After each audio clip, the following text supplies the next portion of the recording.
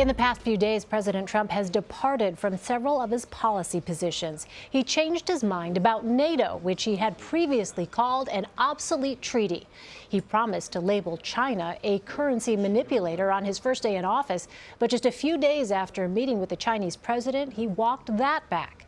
He's also flipped on his prior openness towards Russia. Now he says relations with the country are at an all-time low. Much of the president's evolving stance on policy has been attributed to the tug of war between warring factions in the West Wing. It looks as though the populist wing, led by Chief Strategist Steve Bannon, is now being eclipsed by the more moderate wing of advisors, including Gary Cohn and son-in-law Jared Kushner.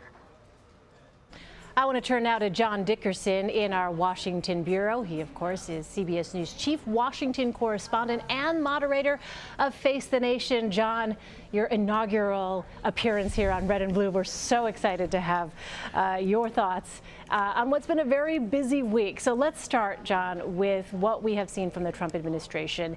A lot of shifting on policy positions, on foreign policy positions that perhaps might have been startling to some and to others, perhaps not startling at all. What do you make of the president's, as he calls it, flexibility on a number of these positions? And what are the consequences, you think, of that flexibility? Well, I feel like I should give an inaugural address since it's my inaugural appearance. The big question during the campaign about Donald Trump is there were at least two Donald Trumps, and which one was going to show up and which one was going to win the campaign, and then which one was going to be president. One was the tough-talking man of the rallies. The other was the occasionally less visible, more constrained Donald Trump. And that question still comes into his presidency. We have seen more of the sort of campaign rally President Trump. His inaugural address was a full punch in the nose to Washington. That is what he had promised. But we have slowly seen in various different ways the way that both by his own design, but also by the limits of the office of the presidency, he's been pinned back. The courts knocked back his first travel ban. Then Congress didn't give him what he wanted on replacing the Affordable Care Act. And then he's found, particularly with respect to foreign affairs, that a lot of the things that he promised or said he was going to do as a candidate just can't be done, either with respect to NATO or with respect to China. And so this week we saw in both of those cases the president moving yet another step back from the campaign Donald Trump, who was much tougher, much kind of more crass when talking about China and NATO, has now changed his position. What that shows is that at least at some level he is adapting to the office, and that was one of the things that those who were nervous about him hoped would happen, that he would be directed and guided by people with more expertise or by events. That's the upside, or the positive way of looking at that. The negative way, of course, of looking at it is that when the president says North Korea is more complicated than he thought, and that health care reform is more complicated than he thought, that he's basically facing a situation as president that's just out of his hands, and that he's doesn't have a system for dealing with those things, and he's sort of at sea. So the question really is he being shaped by events, or does he still retain the ability to dictate the terms of events? And that's something we just don't know yet. And I wonder, John, of those shifts that we've seen just in the past week, is there one moment that's particularly noteworthy in your mind?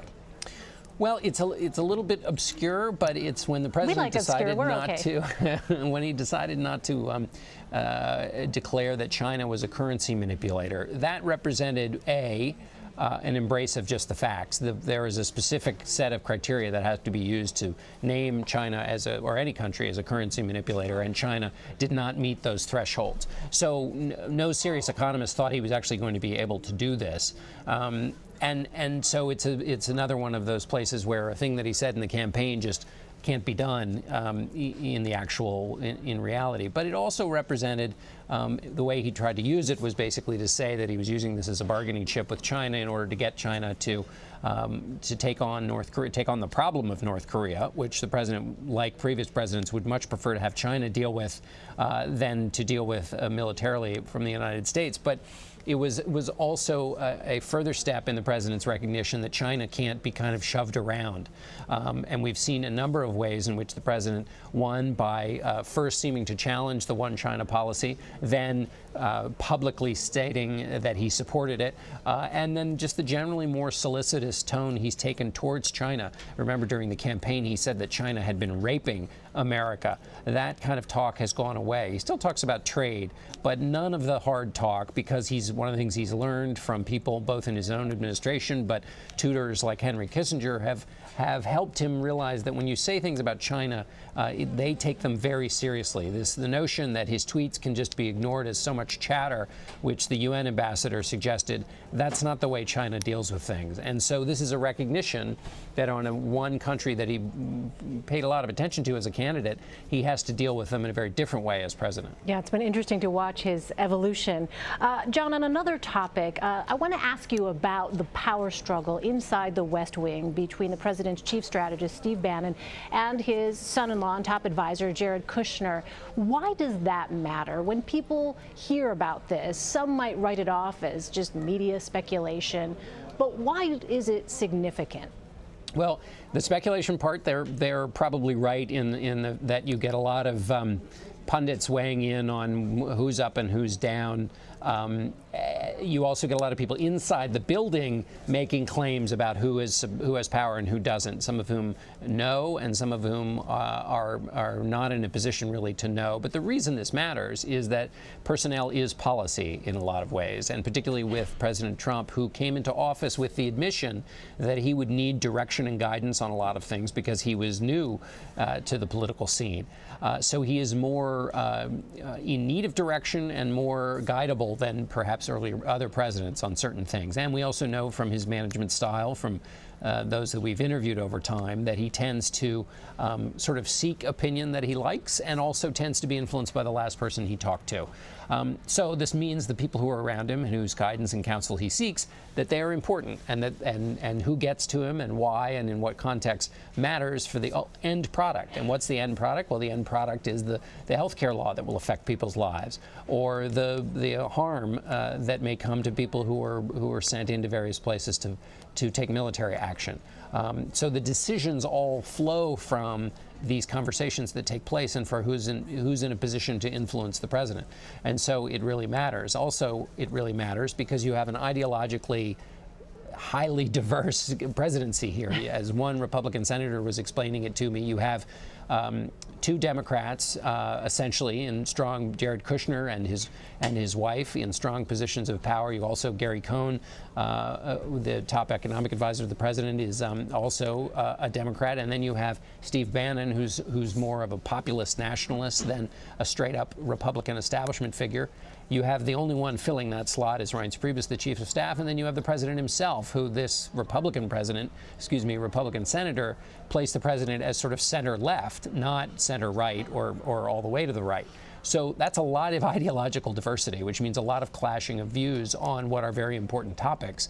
And so who wins the day there depends the direction in which the administration ultimately goes. Well, John, you're a student of history. Put this into context for us. How does this particular power struggle compare to past administrations? Well, in past administrations, you had presidents who brought their own ideological view, often or some ideological bedrock view. President Trump has shifting views, and they are shifting sometimes week to week. They certainly have shifted considerably since the campaign, and of course in the campaign he was taking on a whole set of new views that were at odds with the ones he had taken when he was a citizen.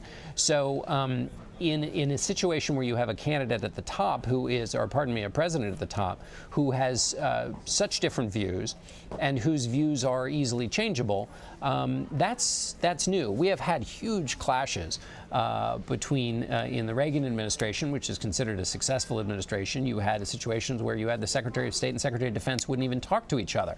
That was also true in George W. Bush's administration, though there are more obvious reasons for why there were those kinds of clashes at a time where you had two two different wars going on. But it is not odd to have fights inside of White Houses. The Clinton administration, Bill Clinton, was also managed in a somewhat similar way to Donald Trump. Certainly, Bill Clinton was a voracious reader and a voracious consumer of information and was deeply curious. Those are traits that are not associated with President Trump. But in terms of somebody who kind of constantly keeps talking through a problem or who is influenced by the last person they talked to, those were also things attributed to Bill Clinton. And then you also had FDR was a president who liked to pit his advisors sort of against each other and let them kind of go at it, and then he would make his decision. That's been something that people have described as the way Donald Trump likes to manage, although I think he likes that in theory more than in practice, as he's told his top advisors to stop bickering because it's leaking out into the papers. So this kind of turmoil inside of a White House is not new. What is new, though, is that turmoil relative to a president who brings so little experience to the job. All right. Well, John, before I let you go, what do you have on tap this weekend on Face the Nation?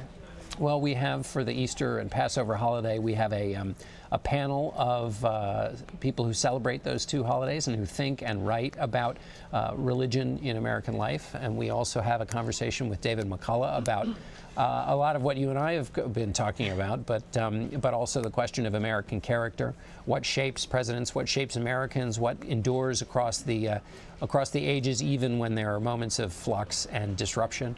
And we'll have our political roundtable, as always, to talk about the week's news. And we may have one other surprise, which we're still cooking up in the crock pot. All right, a tease. John Dickerson, thank you so much. Really great to have you. Thanks a lot, Elaine.